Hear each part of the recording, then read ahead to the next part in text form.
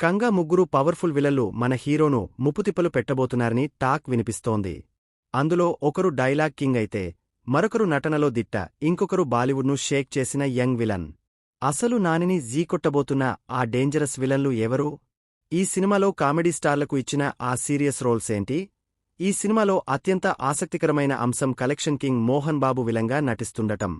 చాలా కాలం తర్వాత ఆయన ఒక పూర్తిస్థాయి నెగటివ్ షేడ్ ఉన్న పాత్రలో కనిపించబోతున్నారు. ఆయన పోషిస్తున్న పాత్ర అత్యంత క్రూరంగా, ప్రమాదకరంగా ఉంటుందని సమాచారం. Mohan Babu mark dialogue delivery, గంభీరమైన నటన నాని పాత్రను మరింత ఎలివేట్ చేయడానికి తోడ్పడనున్నాయి. వీరిద్దరి మధ్య వచ్చే యాక్షన్ సీక్వెన్స్లు థియేటర్లలో పూనకాలు తెప్పించడం ఖాయమని సినీ వర్గాలు అంటున్నాయి. సాధారణంగా ఎంతో సౌమ్యమైన, సహజమైన పాత్రల్లో కనిపించే సీనియర్ నటుడు తనికెళ్ల భరణి ఈ సినిమాలో ఒక కీలకమైన విలన్ పాత్రలో మెరవబోతున్నారు.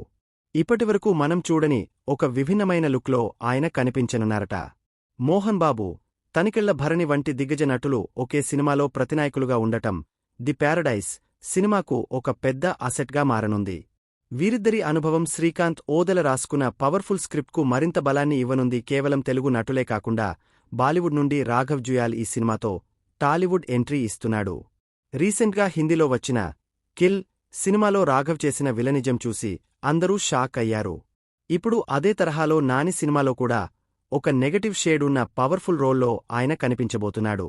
రాఘవ్ రాకతో ఈ ప్రాజెక్టుకు పాన్ ఇండియా లెవెల్లో క్రేజ్ పెరిగింది. సాధారణంగా కామెడీతో నవ్వించే బాబు మోహన్, సంపూర్ణేష్ బాబు ఈ సినిమాలో మనల్ని ఆశ్చర్యపరచబోతున్నారు.